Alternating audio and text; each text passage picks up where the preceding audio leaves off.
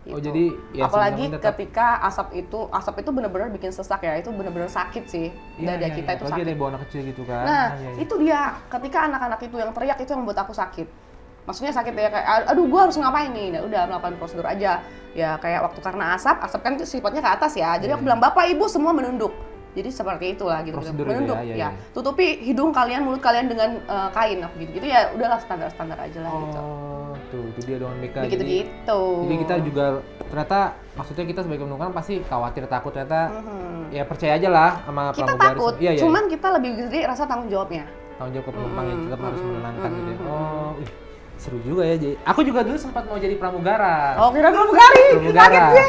Enggak lah pramugara. Pramugara dulu aku sempat jadi pramugara. Cuma karena bahasa Inggrisnya terlalu British. Aja. Terlalu British agak ya barat.